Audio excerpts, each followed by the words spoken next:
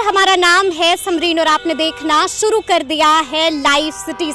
देखिए, मुख्यमंत्री नीतीश कुमार ने पहले गांधी मैदान से के पाठक की बढ़ चढ़कर तारीफें की और उसके बाद आपने देखा कि सदन के भीतर भी के पाठक के पक्ष में खड़े हो गए थे मुख्यमंत्री नीतीश कुमार। और आपको मालूम है कि के पाठक को केंद्र प्रतिनियुक्ति पर दिल्ली जाना है, लेकिन दिल्ली जाने से पहले एक बार फिर से गजब तेवर में, गजब फॉर्म में आ गए हैं के पाठक। तो आज हम इसी मुद्दे पर सीधी बातचीत करेंगे सीपीआईएमएल विधायक संदीप सौरभ जी से। सबसे पहले बहुत शुक्रिया बातचीत जी, शुक्रिया जी। संदीप जी, सबसे पहले तो हम आपसे ये जानना चाहेंगे कि एक बार फिर से, यानी कि दिल्ली जाने से पहले के पाठक एक बार फिर से गजब एक्टिव हो गए हैं और आपको मालूम है कि अब तो फर्जी शिक्षक भी धरा रहे हैं। नहीं, फर्जी शिक्षक धरिए, सही डायरेक्शन में एक्टिव होना है, उसमें कोई दिक्कत नहीं है। लेकिन आपने कहा कि सदन के अंदर मुख्यमंत्री ने तारीफ की। हाँ, बिल्कुल, आप लोग भी सदन के अंदर मुख्यमंत्री ने यह भी कहा कि समय जो है वो 10 से 4 हो जाएगा। एक दिन नहीं, 3 दिन मुख्यमंत्री जी ने कहा, माननीय शिक्षा मंत्री ने कहा जी। उसके बाद डिप्टी सीएम ने कहा। ये सभी लोगों की बातों को दरकिनार करके बिहार के विद्यालयों में अभी भी 9 से 5 ही समय चल रहा है। तो मुख्यमंत्री ये बताएं कि वो कैसे एक अधिकारी को लगातार ईमानदार और तारीफ उसकी कर रहे हैं जो उनकी बात, सदन की बात को नहीं मानता है। एक तो ये बात जी। दूसरी बात की जो हाल के दिनों में के पाठक ने कॉन्फ्लिक्ट पैदा किया है कौन सा उनके साथ। जी जी जी। वाइस चांसलर की बैठक, इनका कहना है कि हम बुलाएंगे और राजभवन का कहना है कि वाइस चांसलर जाएंगे तो उन पे हम कार्रवाई कर देंगे। लेकिन अब तो आपको मालूम होगा कि शिक्षा मंत्री का भी इसको लेकर एक बयान आ गया है, साफ कहा है कि जाना ने वेग बात कही है। शिक्षा मंत्री का मैंने सुना है जी। वो कोई ठोस बात नहीं कह रहे हैं, वो तो ये भी कह रहे हैं कि कहाँ कोई केस दर्ज होने की बात हुई है। मतलब आप ये कह रहे हैं कि शिक्षा मंत्री को भी मालूम नहीं है कि क्या चल रहा है। सब लोग जान के अनजान बने हुए हैं, जान के अनजान। सब लोग को पता है कि भाई के पाठक में और राजभवन में एक पूरा मामला फंसा हुआ है और बीच में जितने वाइस चांसलर हैं, हालांकि अधिकांश लोग करप्ट हैं, लेकिन वो सब की जान फंसी हुई है। जाएंगे तो उधर एफआईआर करेगा, नहीं जाएंगे तो इधर एफआईआर करेगा। ये ऐसे बिहार में सरकार चलती है। अब तो राजभवन और अपर मुख्य सचिव दोनों एक ही दल के लोग हैं। शिक्षा विभाग भी एनडीए में है। दल के एक तरह से आप समझ लीजिए। अब तो अधिकारी कहाँ किसी दल का? नहीं, आप बताइए, राजभवन में जो राज्यपाल है तो भाजपा के हैं।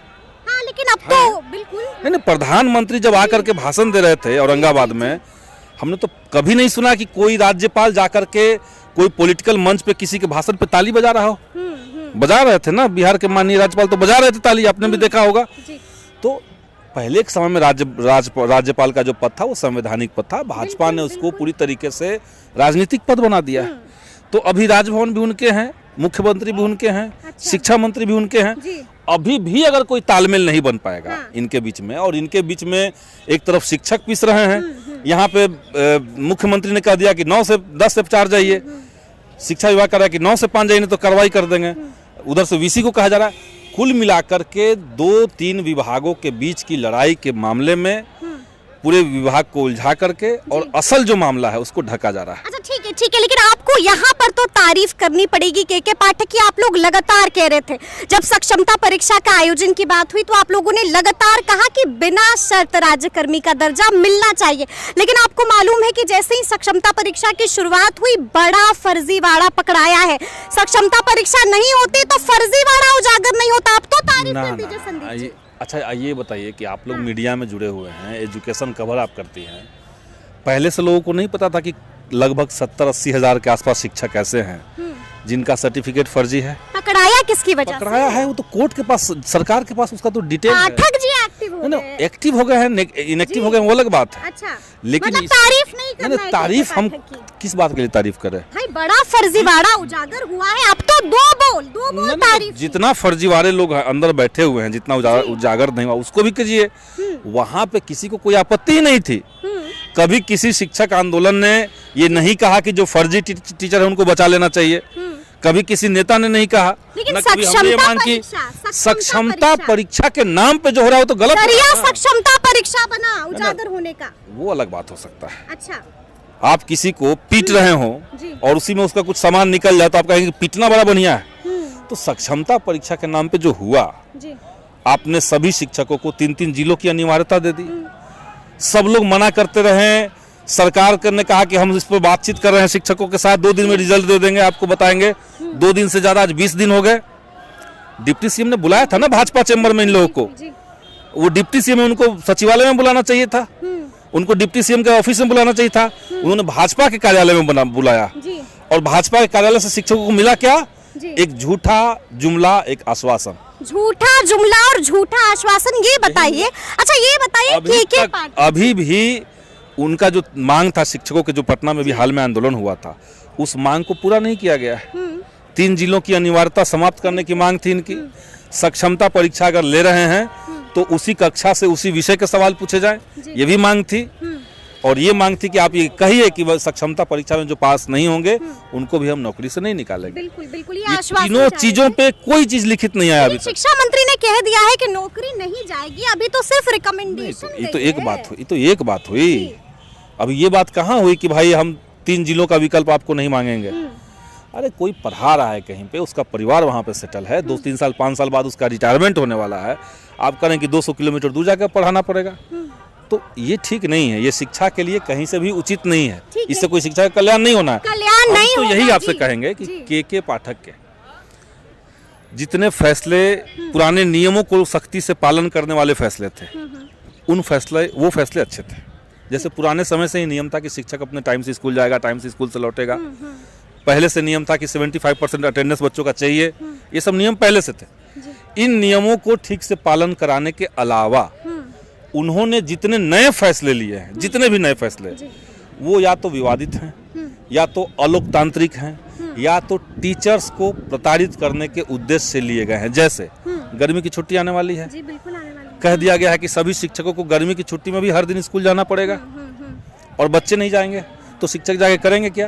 क्योंकि आपने मान लिया कि शिक्षक आपका दुश्मन है, गर्मी की छुट्टी में तुमको लू के दौरान लू लगवा देंगे तुमको। अच्छा, तो यही ना बात हो सकता है। तो छुट्टियों में कटौती, समय में कटौती। ये बताइए केके पाठक अब तक दिल्ली क्यों नहीं गए? क्या लगता है आपको, मुख्यमंत्री उनको भेजना नहीं चाहते या फिर किसी स्पेशल काम के लिए? सरकार स्पाइनलेस है। अच्छा, रीढ़ विहीन सरकार है। अच्छा, जो सरकार अपनी ही बातों को 3-3, 4-4 बात कही हुई बातों को, सदन के अंदर कही हुई बातों को लागू नहीं करवा सकता, वो बिहार के शिक्षा में कोई नया बदलाव नहीं कर सकता। दिल्ली क्यों नहीं जा रहे हैं पाठक जी? ये तो वही मैं कर रहा हूँ कि रीढ़ विहीन सरकार, इनसे नहीं हो पा रहा है। नहीं हो पा रहा है, भेजना नहीं चाह रही है, किसी स्पेशल काम के लिए लगा नहीं हो पा रहा है। अब स्पेशल काम इनको आपस में कुछ खटपट करना है। अच्छा। राज्यपाल के खिलाफ केके पाठक को खड़ा कर देना है, कभी बीपीएससी के खिलाफ केके पाठक को खड़ा कर देना है। अब यही करना इनको है, और शिक्षा में ढंग के काम नहीं करना है, सिर्फ इसी में समय निकालना है, तो निकाल रहे हैं लोग समय। आपको मालूम है ना कि बीते दिन क्या हुआ? मुजफ्फरपुर में शिक्षक बाज़ाब्ता लाठी लेकर विरोध करने लगे और डीईओ पर भ्रष्टाचार का आरोप लगा दिया है। ये तो आप देखिए कि मैंने कहा था पहले भी कि बिहार के अंदर सबसे ज्यादा अगर कहीं भ्रष्टाचार है तो शिक्षा विभाग सबसे ज्यादा। और ऐसा मैं क्यों कह रहा हूँ? क्योंकि हम लोग जब स्कूलों का दौरा कर रहे हैं तो किसी स्कूल में हम गए, वहाँ पे लोगों ने कहा कि देखिए विधायक जी, ये शेड बना है, आउटसोर्सिंग एजेंसी से शेड बना है, और इसका 4 लाख बिल कट गया। 4 लाख उसमें शेड बना है। शेड बनाने में कुल खर्च 40, 50, 60 हजार से ज्यादा नहीं है। 40-50 हजार वाला शेड 4 लाख में बना है। 4 लाख में बना है। अच्छा, उन्होंने अपना बर्तन दिखाया ला करके कि देखिए हम लोग जब बर्तन खरीदते थे उसका ये स्टैंडर्ड है, आउटसोर्सिंग एजेंसी से हमें बर्तन जो दिया गया है, जो डबल दाम पे दिया गया है, उसका ये स्टैंडर्ड है। हम जब अच्छा बर्तन खरीदते थे तो उसमें चम्मच और गिलास फ्री में मिलता था, और इसमें देखिए कुछ नहीं मिला। तो लूट तो बहुत जबरदस्त है। शिक्षा विभाग में केके पाठक के रहते हुए लूट। आपको बाकरगंज में जो कंप्यूटर का सेट 10 से 12 हजार में मिल जाएंगे, वही कंप्यूटर का सेट आप जाकर के देखिए स्कूलों में लगाया गया है, 70 हजार का बनाया गया है बिल जी। तो इस पैसे को लूट कौन रहा है? केके पाठक के रहते हुए। केके पाठक के पॉलिसी बनाने से, आउटसोर्सिंग एजेंसियों के माध्यम से डीओ और बीओ को कमीशन देकर के लूट हो रहा है। एक लाइन में हम तीनों को बता दिए। ये तो बड़ी बात कह रहे हैं संदीप। केके पाठक ने इस तरह की नीति बनाई, बिना टेंडर का कंपनी को ठेका दिया, उस कंपनी ने कुछ ऊपर पैसा पहुंचाया, कुछ डीओ को पहुंचाया, कुछ बीओ को पहुंचाया, और पूरा बंदर बांट चल रहा है स्कूलों से और कॉलेजों से, जो उनके पैसे जमा थे पहले से, विकास कोष जिसको कहते हैं, विकास कोष के पैसे को जबरदस्त तरीके से खत्म किया जा रहा है, चूस लिया जा रहा है उस पैसे को। चूस लिया जा रहा है। अच्छा, आपको ये मालूम है ना कि बीपीएससी टीआरई 3.0 शुरू होने वाला था, लेकिन 16 तारीख की परीक्षा स्थगित कर दी गई है, यानी कि केके पाठक के जाने का अब साइड इफेक्ट दिख रहा है। ना स्थगित किस लिए किया गया हमको नहीं पता, हम तो यही जान रहे हैं कि टीआरई 3 जो लिया जा रहा है, हाँ। इसके पहले एलिजिबिलिटी टेस्ट नहीं हुआ है, एसटीईटी होना चाहिए था। बहाली से पहले आप योग्यता परीक्षा तो लिए नहीं है। आपने 2019 में योग्यता परीक्षा लिया स्टेट 19, आपने टीआरई 1 लिया उसके आधार पर, 23 में आपने लिया टीआरई 2, उससे पहले आपने स्टेट लिया था। अब टीआरई 3 से पहले स्टेट की बात थी, अगस्त में लेकिन चुनाव आने वाला है, तो जनता को भरमाना है, दिखाना है कि हम भी कुछ कर सकते हैं, हम भी कुछ रोजगार दे सकते हैं।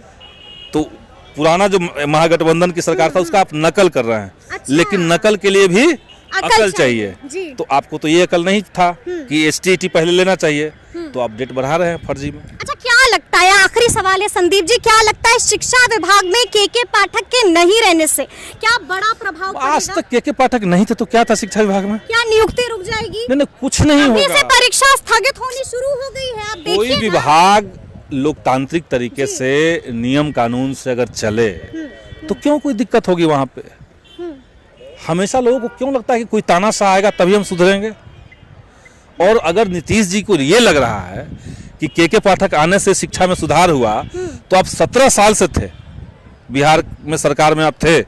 अब बिहार की जनता से माफी मांगिए कि 17 साल में हमने बिहार की शिक्षा व्यवस्था को इतना खराब कर दिया कि इसको और किसको मांगना चाहिए? वो माफी मांगे बिहार की जनता से कि हमने 17 साल में बिहार की शिक्षा व्यवस्था को इतना खत्म कर दिया था कि एक तानाशाह, एक सनकी आदमी को हमको लाना पड़े इसको ठीक करने के लिए। ये कहें वो बात? मजाक चल रहा है। चलिए, तो सुना आपने क्या कुछ कहा है संदीप सौरभ जी ने, तो ये पूरी बातचीत आपको कैसी लगी है कमेंट करके हमें जरूर बताइएगा। तो इस तरह के तमाम अपडेट्स के लिए ऐसे ही हमारे साथ बने रहिएगा और देखते रहिएगा लाइव।